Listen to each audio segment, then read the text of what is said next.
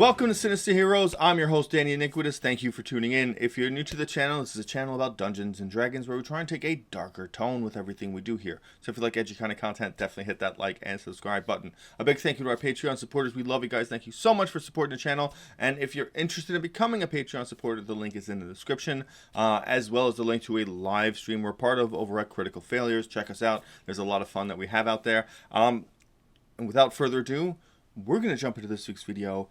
We're going to talk about the Dhampir. The Dhampir, which I hope I'm saying that correctly, comes to us from Van Richten's Guide to Ravenloft. It is an awesome, edgy, half-vampire lineage. It is exciting. It's a lot of fun. I love it. I had a lot of fun. It does create a lot of cool tactics that you can use, which I think it kind of missed out a lot. So, the premise is you get turned into this half vampire. You're kind of like Blade. Like it's so great, and they give you such great options for what you want. You have a hunger table that you can choose from, or you can roll on to get. It's blood, flesh, or raw meat, cerebral spinal fluid, psychic energy, dreams, or life energy.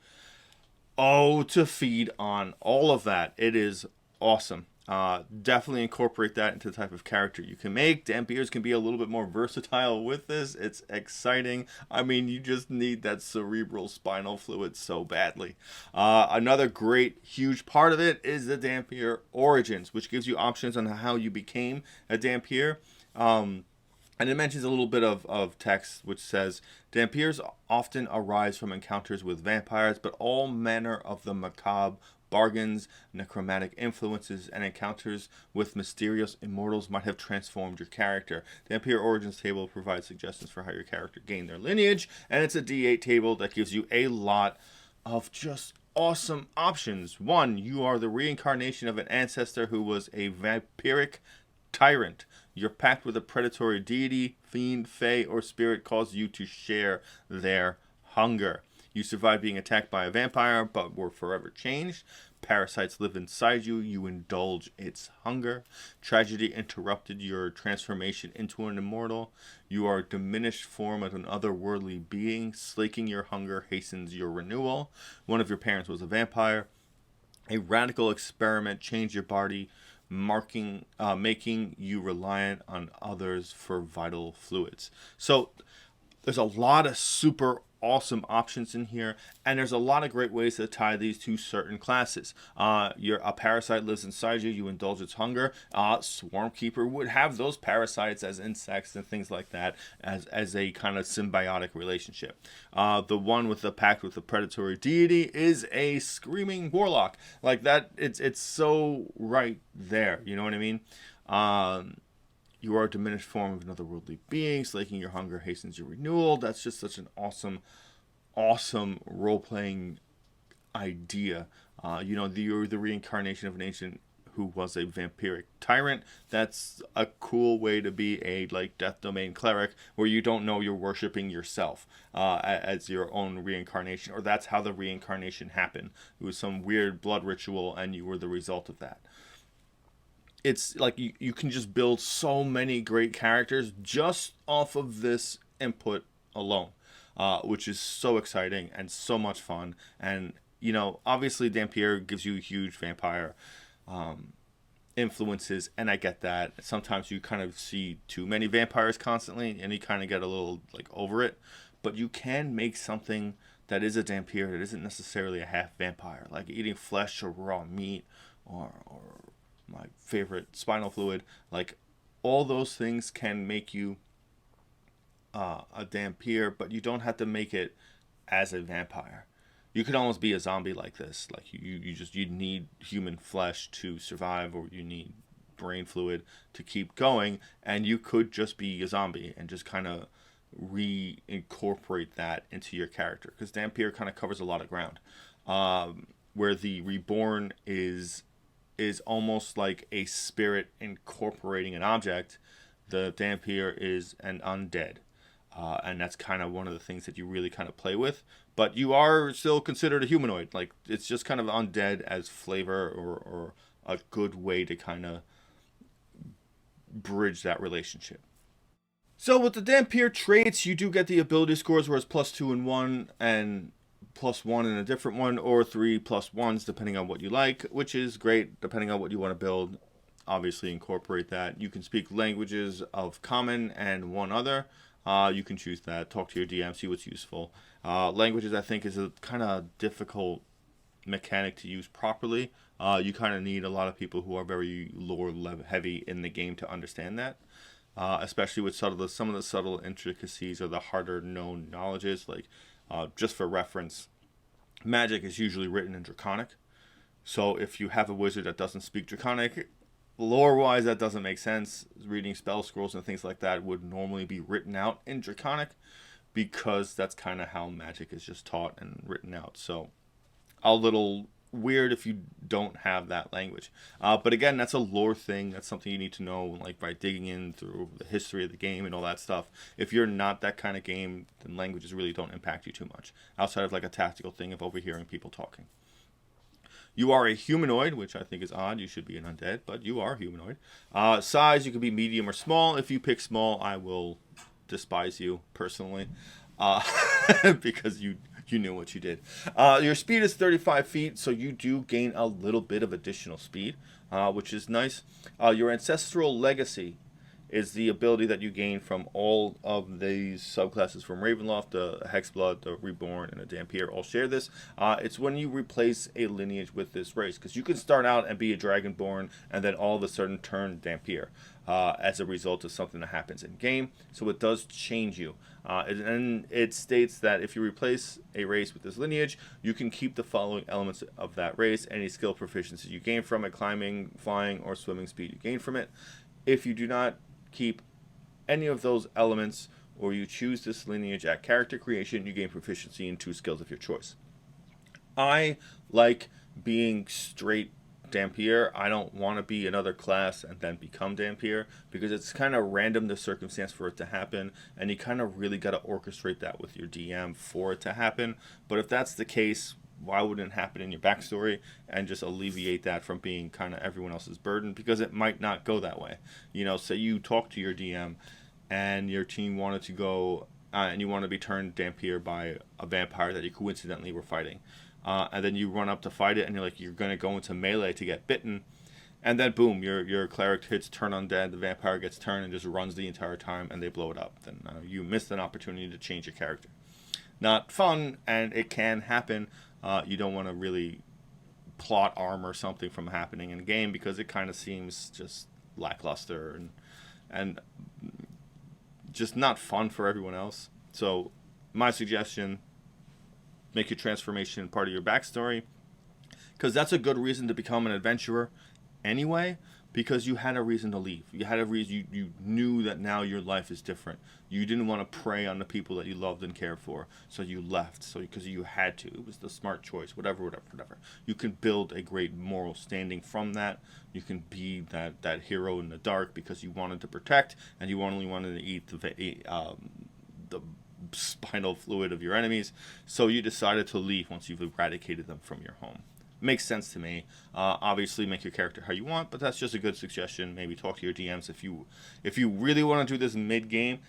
Definitely talk to your DMs and make sure it fits with the campaign. Secondly, you gain dark vision. So if you didn't have it before, you can now see in the dark at 60 feet, which is why it works so well with humans at Jump Street, which is kind of what I usually do. Deathless nature. You do not need to breathe, which is exciting. You can hang out underwater forever. Your next ability is Spider Climb. You have a climbing speed equal to your walking speed. In addition, at 3rd level, you can move up and down across vertical surfaces, upside down, along ceilings, while leaving your hands free. This might seem like just an adventuring thing, but let me tell you, in combat, if you're running up the walls and attacking enemies, if you're using a pike and you're on like a short ceiling, like the things you can do that change the scope of the way combat works is exciting. It's a lot of fun. You can just do unique things you never could, you know? Like if you're on a wall and you're up like maybe like 5 feet away from your enemy, like at a 10-foot range because you're using a pike or something like that, and it's just you in a room and they only have melee attacks, guess what? You know what I mean? You're going to move out 15 feet from their range, and they're not going to be able to do anything, and you're going to run back into their range to hit with a pike, hit them, and back away, and still maintain being out of their range. And that's just with a ranged melee weapon, with a reach melee weapon. You can do a lot of things as a caster. You can be hiding in the ceiling of this huge cavern that might be like 50 feet above something, or like 70, 80 feet above something, and you have a ranged cantrip, and you're just throwing from the ceiling. You're out of everyone's range. The things that can hit you are very few and far between. Something would have to get up there and pull you down, which means it would require flight, which means you have a bunch of stuff that can just shut that down. It's one of those things that tactically opens a sequence of doors that once you do it, it is so much fun and so creative that it's hard to close that door. It's hard to walk away from that, which is it's super fun. If you get the opportunity to do it, you should really do it and take advantage of it. That is like one of my favorite racial abilities that you gain. It's just so awesome. You gain the ability Vampiric Bite. Your Fang Bite is a natural weapon, which counts as a simple melee weapon with which you are proficient. You add your Constitution modifier instead of your Strength modifier to the attack and damage rolls when you attack with this bite. It deals 1d4 piercing damage on a hit.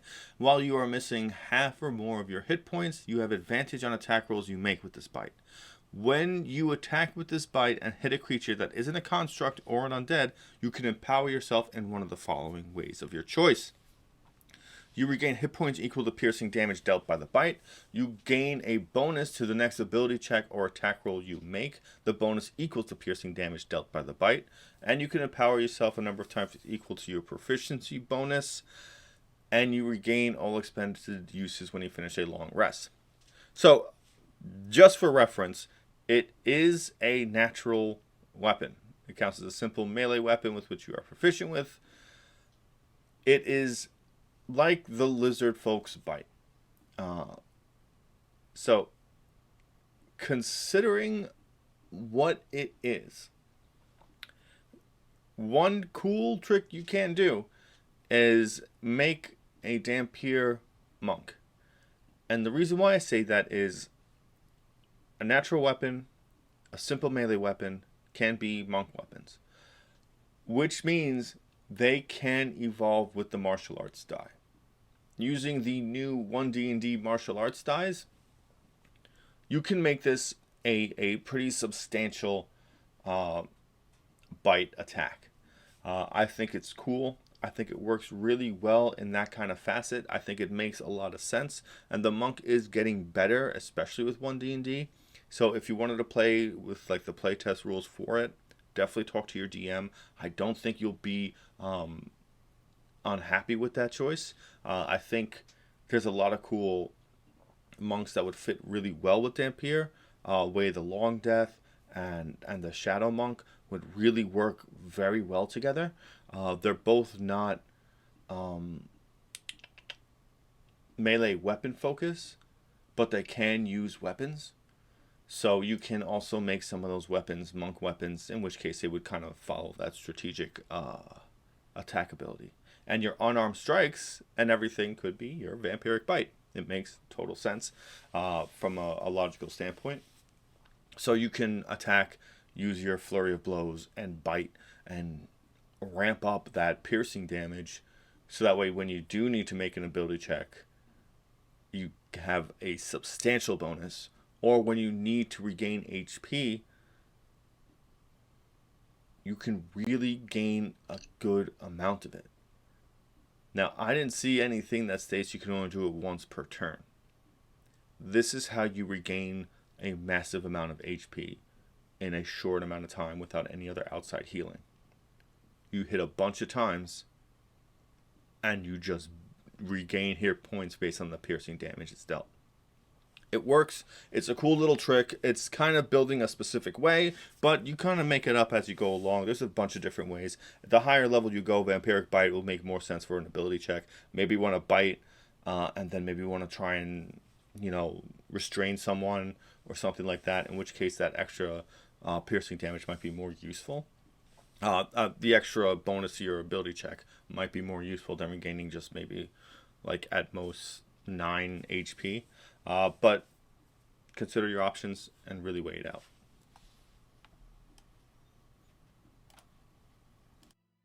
The Dhampir!